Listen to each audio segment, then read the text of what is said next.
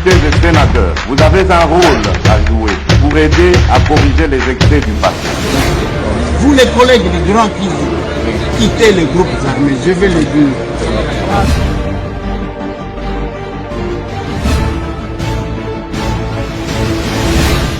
Allez, bon dimanche et bienvenue mesdames et messieurs. Les lotos à dimanche, nous sommes le 27 avril 2025. Nous sommes en direct de Kinshasa, la capitale de mon pays. En direct de Kinshasa, la capitale de la République démocratique du Congo. Inchiango. Ditunga même. Mon pays.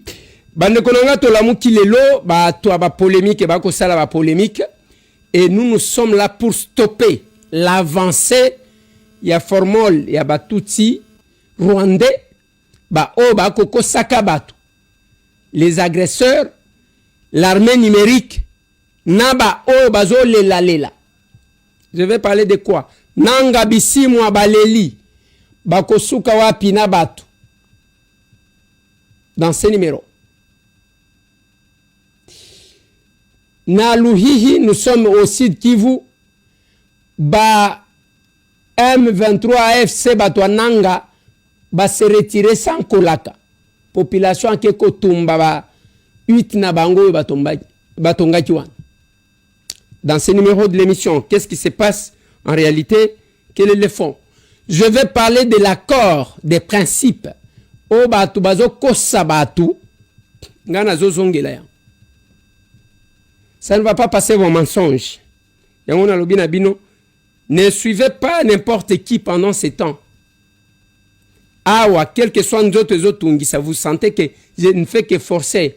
Je force mon corps, je force ma voix pour vous informer pour que vous cédez dans le Kouta Bangoun.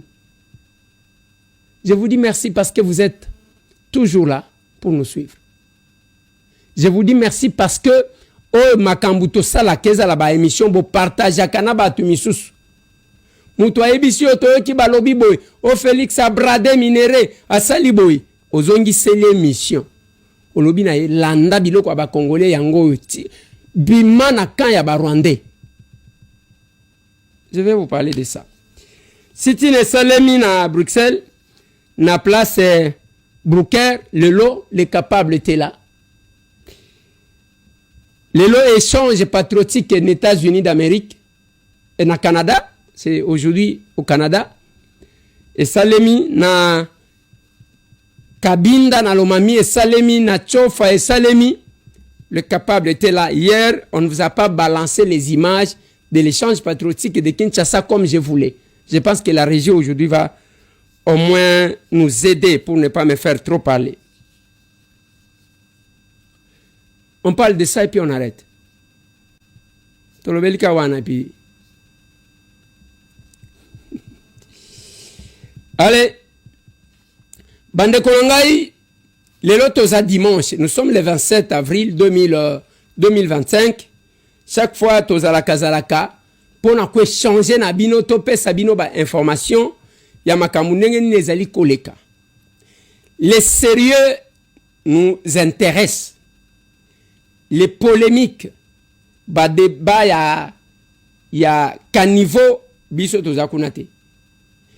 Lokuta ya bato tambola les inconstants biso tozakunate. Nous sommes là pour parler de la République. Voilà pourquoi notre parti babenyango action commune pour la République. Ou ba membre na bango babenga kabango les capables. Et vous allez voir notre façon d'être, notre façon de faire. Et puis, à la kalokola et bali. Ce qui est bois qui busoto, ti et ko bois kabusoto nase, libanda. Et le capable ont une façon d'être et de se comporter. Leur caractéristique et à liboso, c'est la constance. Constance, la stabilité. Voilà pourquoi, merci mingi na ba capable parce que pendant le temps que nous avons parcouru, vous allez sentir que la constance est là. Je vous dis merci.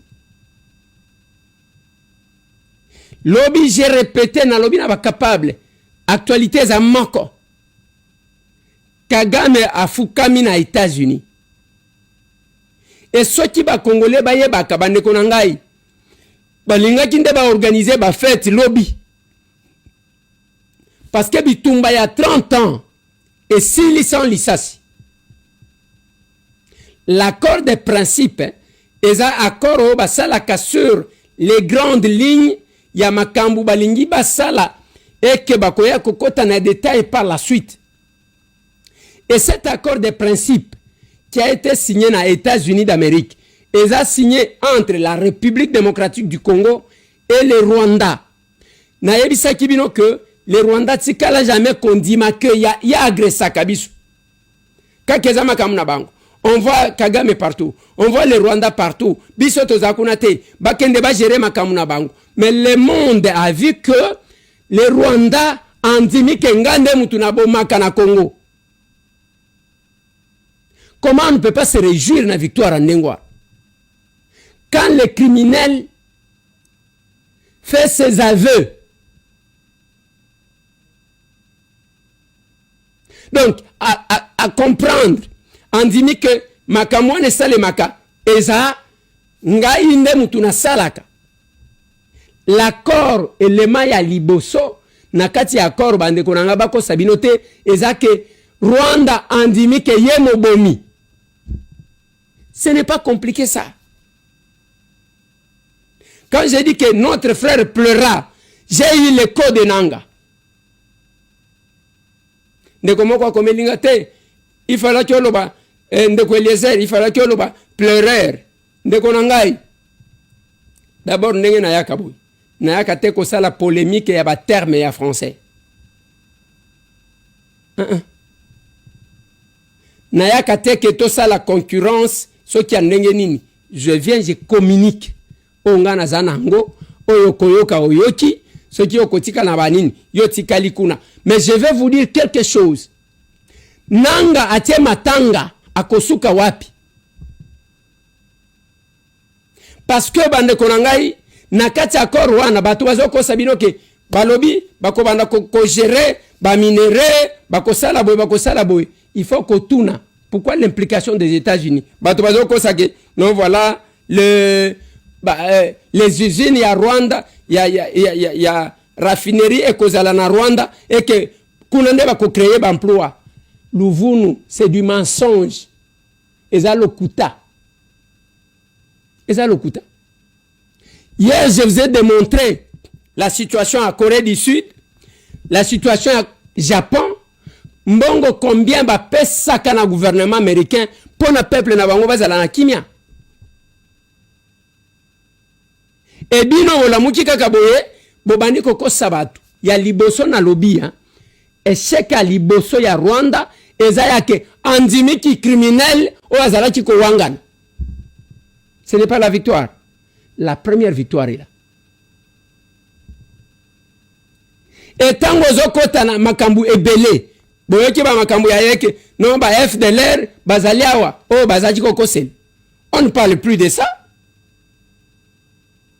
Et tangu tokokota na kati bande konanga indebo koyoka ba makambu. Lelo qu'est-ce qui s'est passé? Bakotie la bino image. Bokoyoka commentaire bazo pesa bien que eza image amateur. Bokoyoka ke batu wana ba se retirer na Luhihi. Luhihi oyo tozolo ba eza wapi? Eza na territoire ya Kabare. Nous sommes au Sud Kivu. Balamuki boye bayaya wana ba se retirer. Population lokola population ya Nord et Sud Kivu baza contre ba aventure ya batu wana bake batumbi bandaku na bango batongaki. Donc ba kutike ba se retirer batumbi. Parce que la population n'a pas besoin de s'emballer dans cette aventure-là. Et si la population est Nord Kivu na Sud Kivu, balingi bangote, mais bino oke ko adhérer que non et awa population za na kati. Population ni que vous engagez.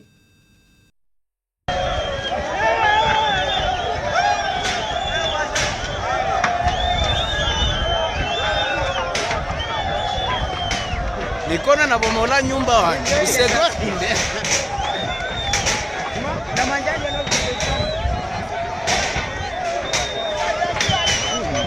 Luhihi hapa basivile banabomola nyumba ya Bayomba.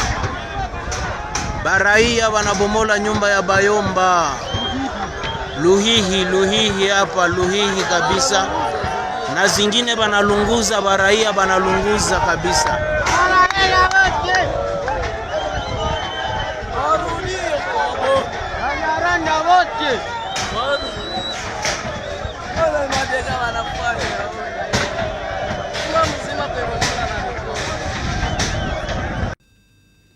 La preuve est que dès que Bamoni va se retirer, Batumbi. Mais mais je vous explique, voilà pourquoi je suis là. Ba créer une diversion. Ba longwe kuna, ba contourner, ba kena kale. Ba keko za position o batika ki akabamba. Ba keko za position o batika ki akatana. Ba keko za position o batika ki akale. Ba keko za position yo batika ki ya Nyaberongo. Bazui ba position wan. Et comment nous nous sommes comportés? Tolobi na ba wazalendo. To senyi na FRDC tolobi mutu asimbate. Botika bango parce que bazo lukande argument moko bo ya kobimisa. Baya koloba na batuke non voilà biso bomoni makamune Salem batiki sans lisasi baye bavandi. Et pourquoi bazo sala yango? Je vais vous expliquer. Bisimwa nanga baza au bout d'argument. Bitumba baza ko sala. Il y avait 3 discours. Place nazo tali sabino encore que l'accord de principe c'est le Congo qui a gagné. Bisimwa zaji ko loba makamu ya ba réfugiés congolais qui seraient au Rwanda. N'accord balobi problème ezate mais ko salema entre la RDC na Rwanda. Yo bisimwa siko côté la wapi? Côté ya RDC to côté ya Rwanda. Argument na ye ekwei. Atikali akosala nini? Atikali boye pampa. Parce que le Rwanda estimait que ngai na ko perdre boete likolo na bino. On va les sacrifier. Soit te bakotongela bango tumwanda kulokola ba makenga na Rwanda kuna bakovanda kuna. L'argument ya gouvernement oyo ya nanga balobi kuna que le reste de la situation bakotreta ngo na cadre global ya ba revendication ya batu nyonso akosala ndenge nini. Alors qu'est-ce qu'il faut? Il faut batalisa batu ke biso pe tozali coexister nde balamuki wana ba beti ba masasi ba ke kuna ko provoquer batu to répondre bango te. Il n'y a pas eu de réponse. Nyoka bakati mutu azo ningana boy na ebisa kibino bitumba esili. Bitumba esili. Bitumba esili. Elelo bisimwa nananga lobi bavandi kolela na kolela. Siko batu oyo tozana bango batroupe na biso bakokende wapi tokosala ndenge nini? C'est ce qui a fait qu'aujourd'hui basala cette diversion na cette provocation obiso toboy ko répondre. Ni FRDC ni bazalendo muto répondre bango azate. Mais batikali bazotala bango. Les Égyptiens que vous voyez là, vous ne le verrez plus jamais. Sikoyo nani a gagné parce que argument ya bisimo ekwei, argument ya nanga ekwei, argument ya Kagame o ezalaki ya ba frontière balobi mutu akati sate mindelo. On a gagné. Bamakamu na bango nyonso misato ekwei. Mais je vois les gens qui s'agitent. Ba plateau mibimba. Finga Eliezer, finga chef de l'État, loba boy, ngai ndenge na zaboy. Tozo sala débat et puis tozo la kisa chacun doit prendre une position. Tozaki na 3 camps. Quand ya ba pro Nanga et Kabila, na camp ya pro République qui soutient le chef de l'État, na ba observateur. et lelo mutu nyonso azana ya ye position biso totikali kaka awa parce que na yebisaka bino bon moto c'est aussi la constance. Okoyembela batu combien na vie? Okoyembela batu boni kotambula awa ok awa ok. C'est pas possible. C'est pas possible. Et il y a des gens comme ça basala ya bango vie yango wan batu na bengaka les coopérants politiques. Nalobi bien. Coopérants politiques. Il n'a rien à voir avec la politique. Et ça bana kwa batu aki awa. Lobi ya kekuna. Yekambo. Omoni toko sala boye toko zo mbongo. Non, ce n'est pas ça. En politique, on vient d'abord servir. Voilà ce que j'ai dit aux capables. Le pouvoir de l'amour. Voilà pourquoi Bomoni plein. Batoua bozomona ba capable. Depuis bientôt 3 ans, bayaka na échange patriotique chaque samedi bazalaka wana. Ba pesa ka mbongo. Tozana politique ete ya kokene ko somba batu conscience tozolu ele bino biso to sala ka yango te. Muto azoya na transport na ye. Na sima nango pesi mbongo ya kocha to benje fort de combat yango na lobaka na batu meka pesa la pelo wana. Oui, nous sommes capables, oui, nous sommes unis, oui, nous sommes en nation à feu. Oui, nous sommes capables, oui.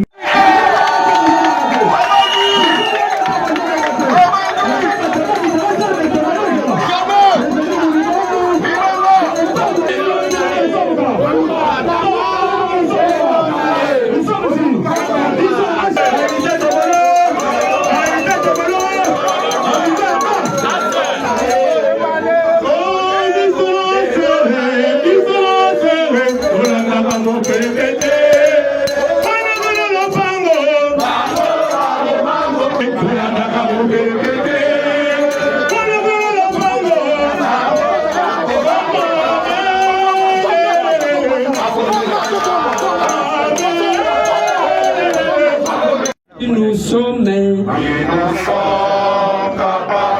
nous sommes unis, nous sommes la nation. Les capables chauds. Bao balembisima. Bobeta nanu boye na mona nazo mona ta.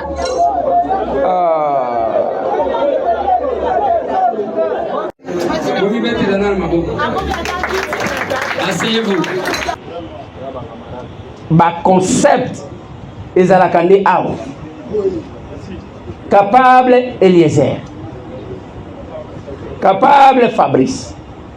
Capable Ntambo Akunshi Dugi Kulungu. Capable Matata. Yo nazo dute na capable na yo. Sikoyo mutu akomplika kanga pona benga nazo bakisa kaya boni. Capable ya boni moyena benga ye capable boni ezate. Capable ya boni. Capable maman Marie-Jeanne yo kaba makam. Capable beret rouge là ça passe. Mais ce qui au lignolo ba capable maman Philomène omone ko milaiti. Le capable chaud. Tokobanga tokobangisa. Donc c'est ça notre parti. Et parti nabiso est basé sur les valeurs patriotiques. C'est-à-dire au Simbi Congo to Simbio. Sokyo tiki ango biso pe to tiki. Voilà pourquoi tous les traîtres, tous ceux qui ont trahi les Congo, ils sont tous au Bundi Saban. Vous avez voté? Le ban voisin, ceux qui ont traître, qui ban yo.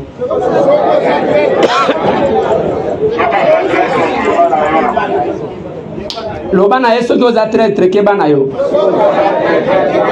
Voilà, voilà. Et bison na action commune pour la République. Tozaka na étape moko balobi effort ya combat. Vous avez voté?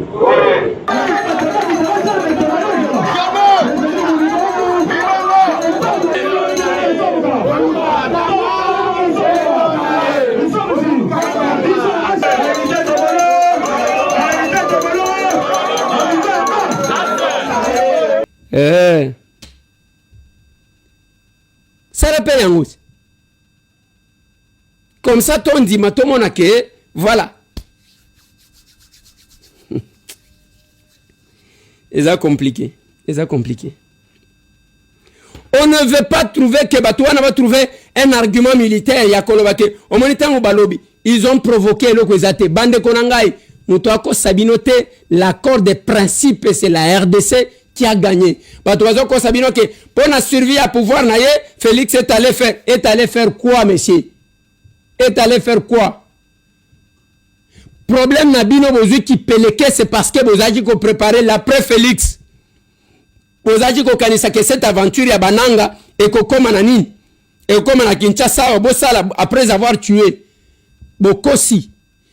Et bravo Nabana Nord Kivu Nyos. Bravo Nabana Sud Kivu Nyos. Mais ba oyo ba kote ki na mouvement wana bazo mituna siko sor na bangwe ko zala ndenge nini balali lobité. Balalité. Bravo na ba Congolais ba marché lelo, ba salicitine lelo na Brucker na Belgique. Je vois les capables qui s'expriment, ba maman Marie-Jeanne, ba capable Genèse, ba papa Constant. Bravo à vous, est-ce que la régie veut faire parler ça? À la mémoire des Romains empoisonnés pour avoir critiqué le président Kabila. Ces collectifs et ceux qui nous rejoignent ne vous oublieront jamais. Tout vient de Strasbourg, le Congo. À l'est du Congo,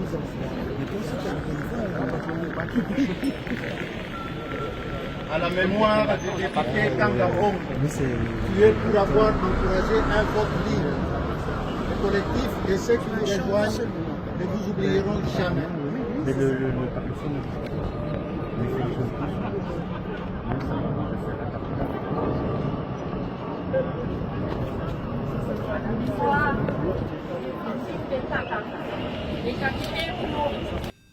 voilà. Les capables sont partout. Et nous avons une vision. Et nous avons un comportement, une façon. Bobo Sanate Bandeko Allemagne, vous avez un échange patriotique les 10 mai. De 15h à 18h, na SN. L'affiche est là, papa. Approchez pour que vous adresse na numéro de contact. Rejoignez-nous. Il faut rejoindre les capables. Et quand les capables parlent, ils ont leur façon de parler. Ndenge biso to mone la ka Congo, ndenge biso to mona ka makambo.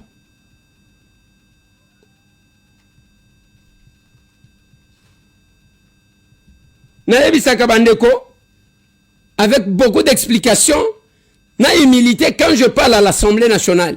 Yakotalisa quel est le rôle biso ba député yako jouer.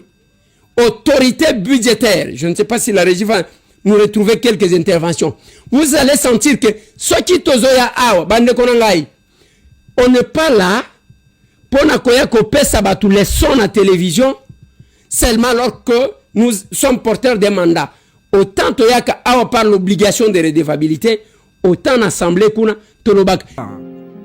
Na chambre oyo toyambi ba membre du gouvernement. Balobi tala ndenge tolingi tozwa misolo, tala ndenge tolingi tosalela yango. Biso tolobi te, soki bozwi boye, bosalela boye. C'est ça le budget autopesa ki ba. Et puis bazwi ba engagement, balobi biso tozwi ba mesure toko sala ni. Toko créer misala. Toko bongisa makambu ya bana classe. Toko salela bino wa hôpitaux. Toko tala makambu wa transport, engagement na bango awa yango wa. Awa tuzo solo la nini. Il faut tout nande bangoti. Mais ça là soki bo engager batu boni boche bango wat. Boko yana loi boche libiso ke tozo ki ba inspecteur ya travail wana bazo yenga komona bache bango ke tozo bango na musala. Ba magistrat bazo lela nanu bazo musala te bache bango kuna. Bakozwa bana nguba mutu azo débrouiller que to créer misala. Bolobaki na biso ke boko créer misala combien bo créer puis boche bango wapi ba kongolango baza banani. Par la suite, il leur a demandé d'éviter les improvisations dans la gestion de la res publica.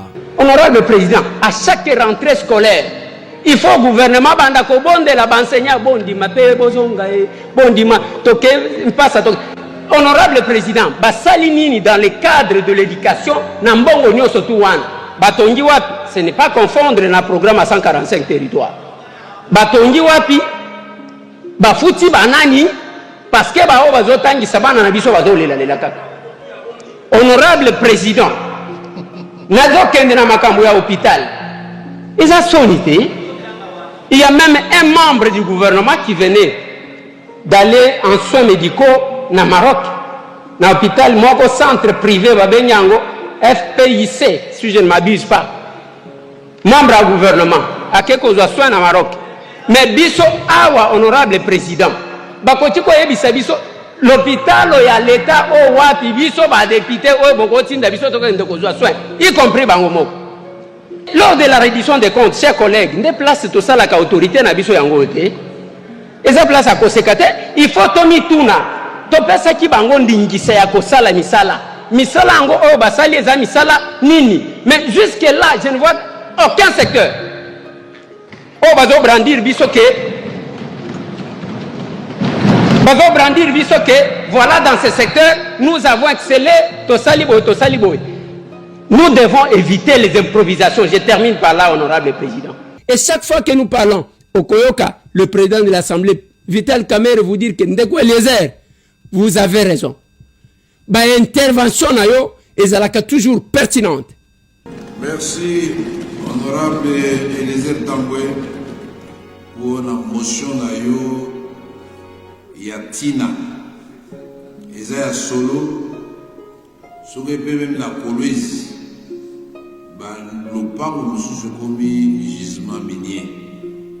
C'est ça. Où est les abysses? Yango, je vous ai dit tout ce temps, bah, coopérant politique, au comment sondage et obimi na sondage. Eh, papa, abimi na sondage ndengeni, alo bakate, à proposer à Kaloate, à interpréter. Même ceux qui, bangon, ceux qui a kena, à quelque kouta na mandataire, soit ministre, mon quoi, PC marché, allez, allez, wana, question orale. Biso ba capable, on ne fait jamais ça. A quelque senga mbongo, a quelque ça la COP. Ce qui est simbité, interpellation, bandiko ça la kotambola et pas batu nyonso, abana ko diaboliser batu. Non. Ce sont les affaires de l'État et on doit se comporter en homme d'État. Ozo sala makamuna prérogative na yo et en âme et conscience. On dit quand même, batamiser classe politique en gros. Batika quand même, il faut passer la enquête de loyauté sur les gens qui peuvent faire la politique. Et ça nous dérange. Avec ça, vous n'aurez pas de bonnes lois. Les lois qui répondent aux aspirations du peuple. Non. Non. Non. Baol Nicolo ya Lokoso. Bango wana, les Rwandais les a ignorés. Abosani bango. Bakomi koluka existence na bango. Kagame azo yamba bango lisusu te. Bakomi balobi aleboke nekukuta na mutuboy. Bamoni nyonso komeli bango passe. Et l'unique question bazo mituna. Que deviendrons-nous? Libando kobi mate parce que aux sous sanction. Awa que le Congo va être réunifié. Okozala wapi?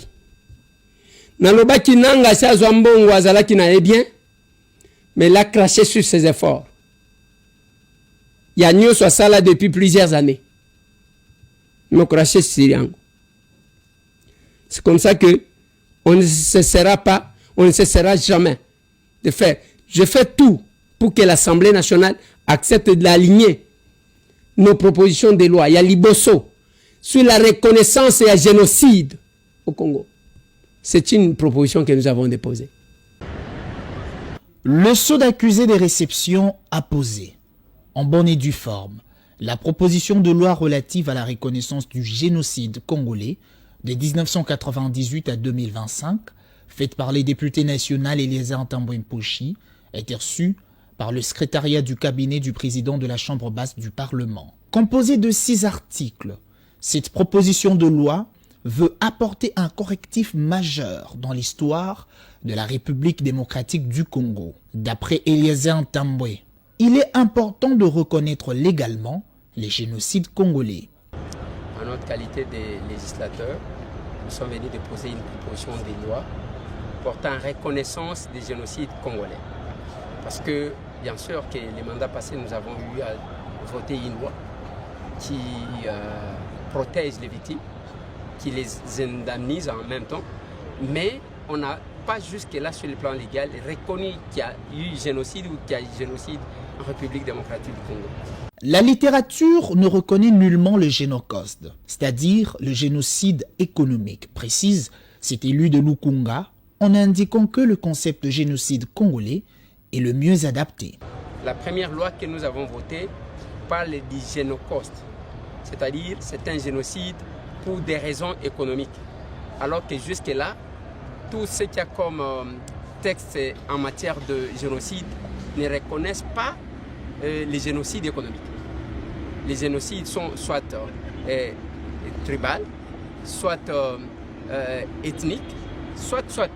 Alors, quand nous avons inventé un concept de génocide, c'est bien bon, mais il faut encore l'amener pour que ce concept-là soit reconnu sur le plan juridique et aussi à l'international. Loin d'un simple acte législatif, cette proposition de loi est avant tout et surtout un acte patriotique qui marque une empreinte indélébile de cet élu national dans l'histoire de la République démocratique du Congo. Yami Balé, et la modification de la loi numéro 18/021 portant statut d'ancien chef d'État élu. Naba chef de corps et les avantages accordés au chef de corps constitués. C'est dans la matinée de ce lundi que l'élu national Eliezer Ntambwe Mposhi a déposé une proposition modifiant et complétant la loi numéro 18/021 du 26 juillet 2018 portant statut des anciens présidents de la République élus et fixant les avantages accordés aux anciens chefs de corps constitués. Allons croire, outre l'article 5 qui fixe le devoir d'un ancien président de la République élu vis-à-vis de la nation, l'article 7 de la loi susmentionnée ne limite que le poursuite à l'encontre d'un ancien président de la République élu sans tenir compte des autres aspects qui peuvent contribuer à la mise en place d'une législation harmonieuse, notamment la dimension des crimes contre l'humanité, des crimes de guerre, des crimes de génocide, des crimes d'agression ou de rébellion, du viol et du détournement des deniers publics, ainsi que de la sûreté de l'État, comme c'est le cas de l'ancien président Joseph Kabila Kabange. Voilà pourquoi nous avons estimé nécessaire que nous puissions déposer cette proposition de loi. Mais également, cette proposition de loi, comme vous savez, les anciens chefs d'État, selon l'esprit de cette proposition de loi, sont vraiment les intouchables. On ne peut pas les poursuivre. Ils peuvent mener la rébellion. Aujourd'hui, nous avons l'exemple de Joseph Kabila, et qui est là en train de se pavaner contre son pays. Mais il y a les avantages qu'il est en train de toucher. Sérieusement gardé, toute sa vie, il doit être pris en charge, alors que lors de l'exercice de leur mandat, ils reçoivent les salaires décents pour combler leurs tâches. Ils peuvent s'organiser. Concernant les anciens chefs de corps constitués, les députés réélus à Lukunga s'est interrogé sur le montant qui est soutiré chaque fin du mois sur les émoluments pour assurer la préfonction.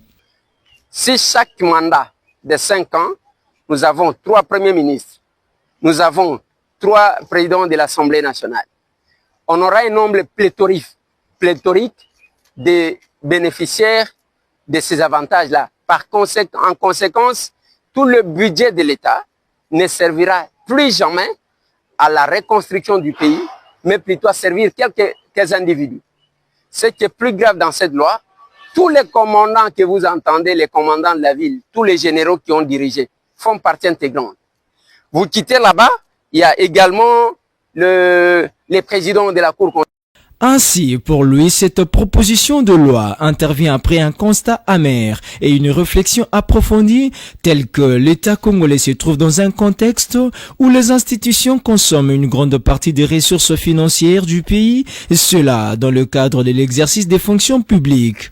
Il est aussi établi que les animateurs des institutions ont une rémunération proportionnelle à leur charge vis-à-vis de la République. Là, on va se poser la question, parce que en réalité, Kabila Toko Tchaye parmi les anciens chefs d'État élus.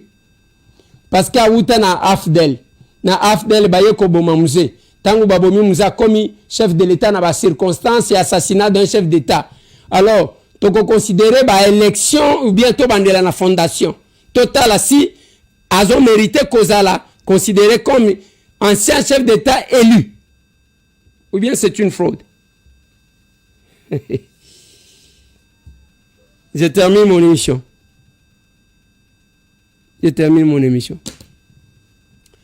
Bande ko ngai nazo suki sa émission. Bobo sanate ceux qui ont un problème à mis sous solidaire optique, mettez-moi la fiche et faites montez-moi ou me placer au milieu les numéros. Kende batala yo mi subenga ba numéro yango wana. Batala yo mi suezawa na galerie présidentielle. Ba mindere bokenda koluka na France solidaire optique amemela kabino bangwao. Nga moko yanga yoyo basimba ngwao. J'ai tenté aux États-Unis, nazo solution mais nazo solution à travers un Congolais qui est venu de la France à apprendre à faire confiance na batu. Et loko batu babomaka balinga lukaka ko boma batu nde yangwana. Mais moi je dois vous avouer que je me battrai. Je vous ai dit avant-hier que combattant moko IDP sabeninga tozalia wa groupe wa yebisi biso ke au piquet crise ba memio na hôpital okufi. Na oui papa ba kozela trop. Le samedi passé un échange patriotique nzoka nde batindela kinga muntu moko parmi batu na linga kamingi na mukanda est-ce bazo benga est-ce que sio pesi mukanda wana nzoka nde bachaki poison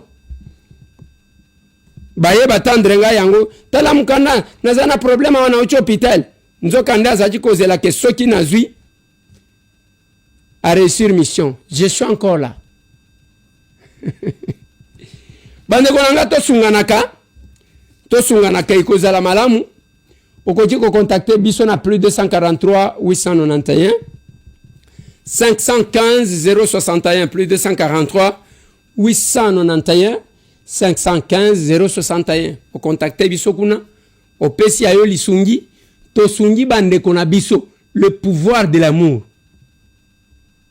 Parce que tant mutu azo senga il faut tuna ya sala nini ngai na sala action ya makasi na Mbujima et pendant que tout le monde n'y allait pas je ne suis pas élu de Mbujima papa ko tiela biso nini wana mwana mukolo lopango honorable Eliezer Tam les jalons de la presse congolaise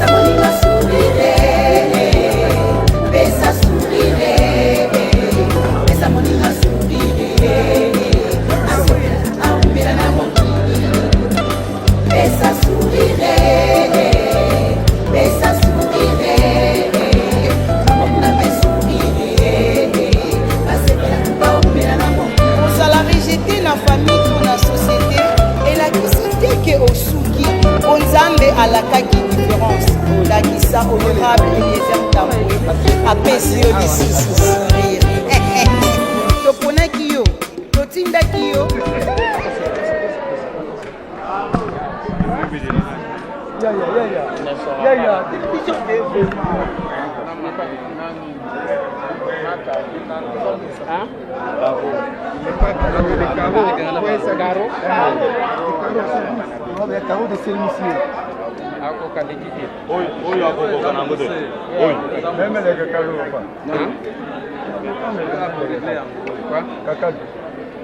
njinga mbobwani zambi wa mujulu abeneshe koku papa Ntambwa amukwachishe mu myanda yenda yonsu jiwenzi wakungambulishe ni mabayaji akwenda nawo zambi amutu amufeshe bintu bya bunyi bwa musanga mukwa batufesha kabichi jimwera merci wa bunyi umela ngopanda combien des années uzanga babeki nazana 8 ans ba ubiti mwanda mukulu ngenda no libeki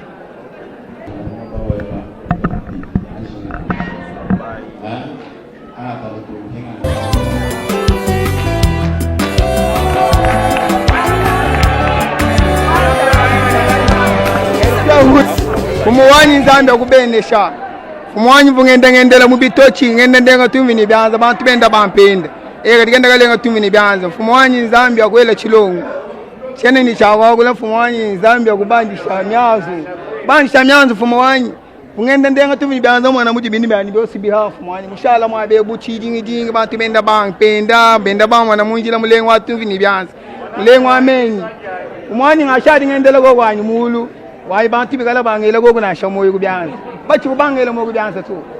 Abenda ba mwana maba mwana mu juendo lenga tumvini byanza. Mwana mu juendo lenga me. Signé yo, wo musoko la mabinto du la. Mo mu fumo, merci. Merci. D'accord.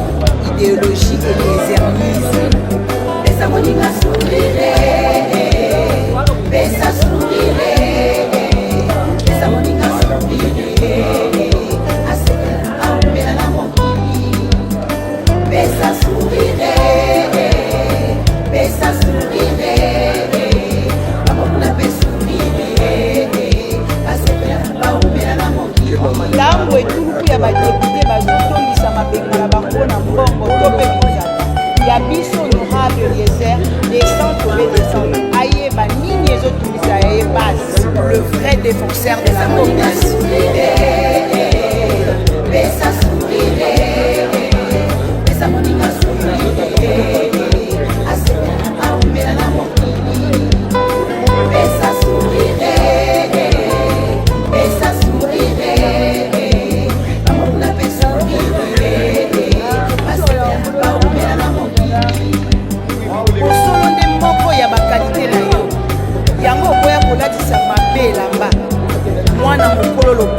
Honorable Eliezer Tam, les jalons de la presse congolaise.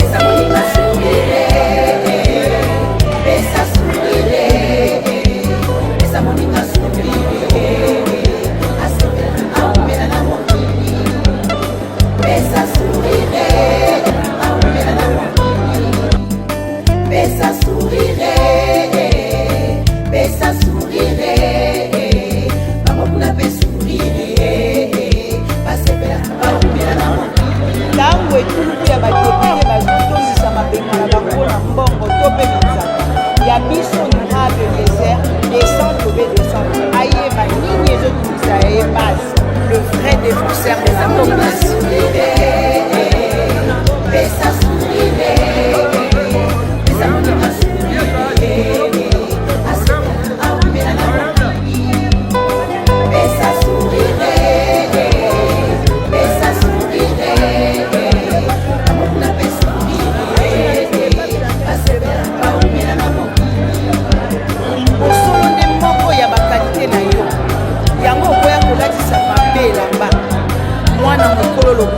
Honorable Eliezer Tam, les jalons de la presse congolaise.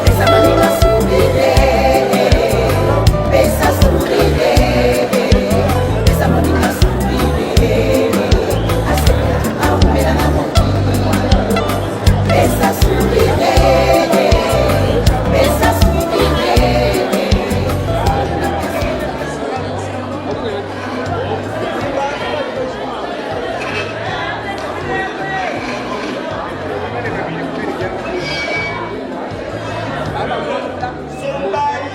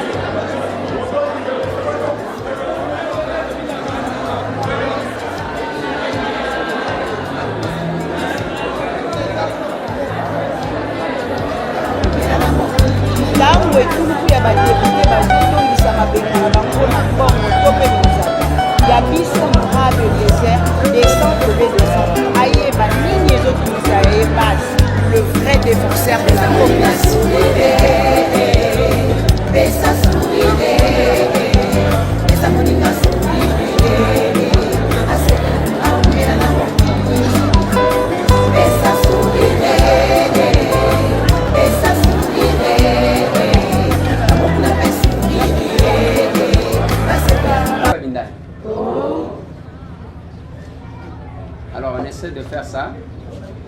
Nous sommes bannis du Toulou, d'un procédé.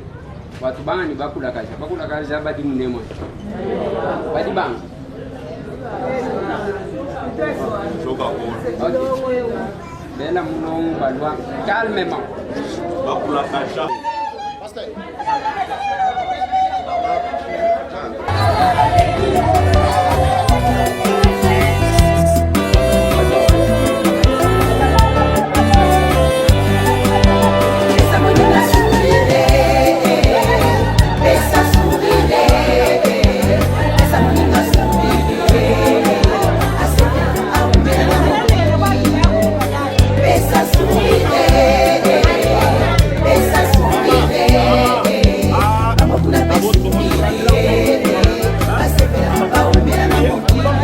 Dans le souci de venir en aide à la population vulnérable, l'honorable Eliezer Tambwe souscrit de l'esprit à sa base.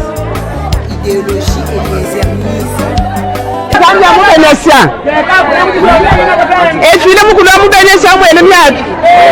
Plein. On avait dépensé 21 000 $. N'activité wa. Awa na Kinshasa na Lupangu, place na Vandaka. Eza kokota kokita. J'ai organisé plein d'actions.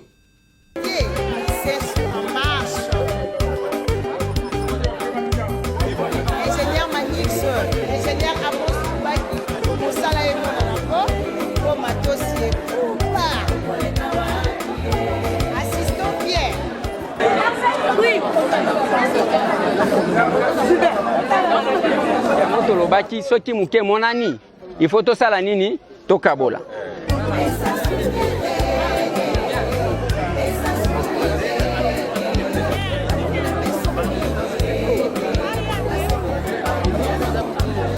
Dans le souci de venir en aide à la population vulnérable, l'honorable Eliezer Tambwe souscrit à sa base. Idéologie éliezernisme.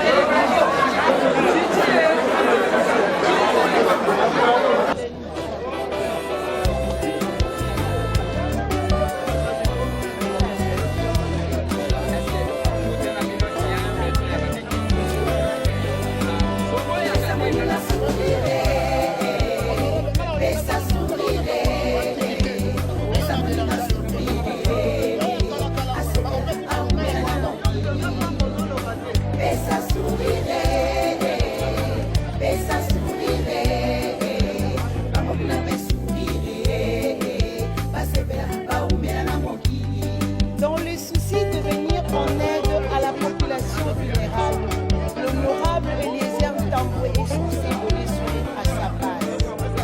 Idéologie eliezerisme.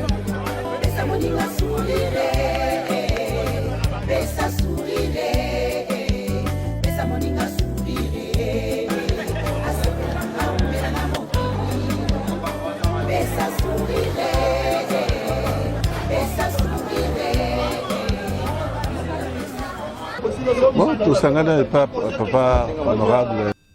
Ça, c'est nous. Ce que nous prêchons, c'est ce que nous faisons. Ce n'était pas pendant la campagne électorale.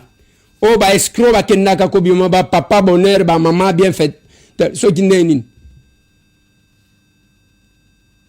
pas. Et Nagoma, je ne suis pas allé une fois. Voilà pourquoi, bah, Yambakanga, la prince Nagoma. Vous allez, suivez-moi ça. Cet accueil. Tokenda ko pesa batuba maputa parce que il y avait un besoin.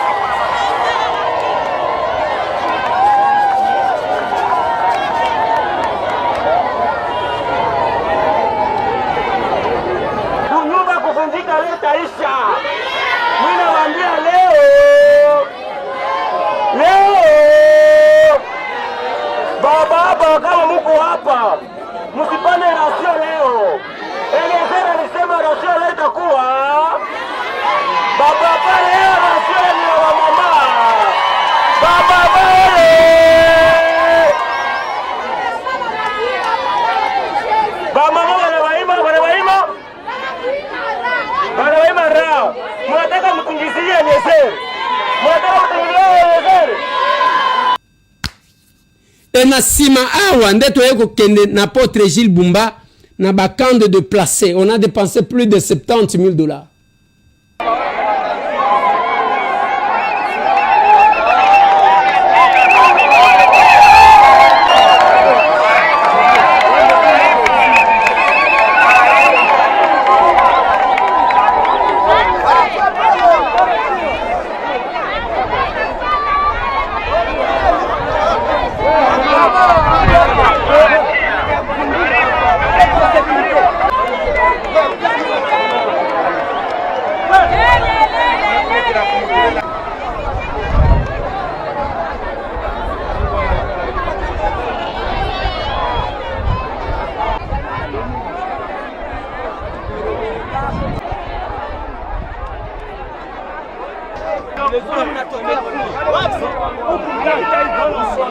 On ne doit pas appeler par le risque de prendre des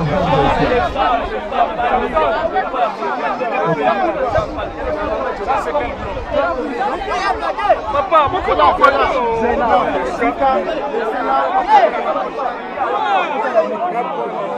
Maman.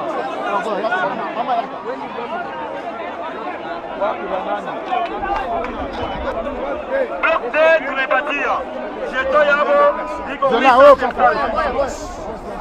Jeto Yabo.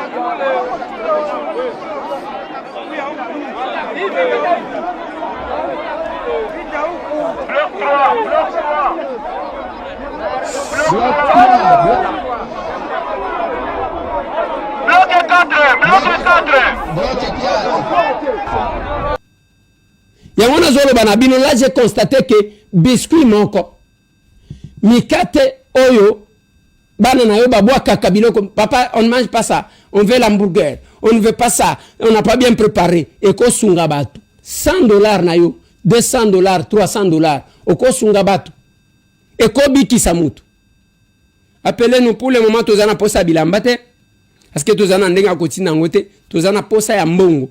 Contactez-nous na plus 243 891 515 061 plus 243 891 515 061 obengi biso wana bando konanga to sukisi wana pona lelo. Mais sinon bravo à vous tous les Congolais parce que vous avez gagné là où les armes n'ont pas gagné, mais bino pour réussir. Bravo Excellence Monsieur le Président de la République. Namoni ba honneur ndenge bazo pesa yo ba honneur na Italie na Vatican na mona ba Lorenzo ba yamba yo boy mabe na mona ba oyo. Bravo Excellence Monsieur le Président de la République. La diplomatie qui agit. Oyo saki bango ke bitumba o ndenge kosila eza ndenge sila kate. Banchor kaka ndem tu batikali. Bazo lela matanga. Allez, l'année est finie. On se voit encore demain.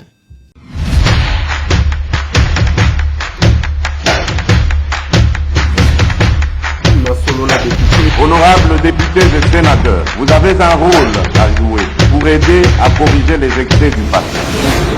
Vous les collègues du Grand qui quittez les groupes armés, je vais le dire.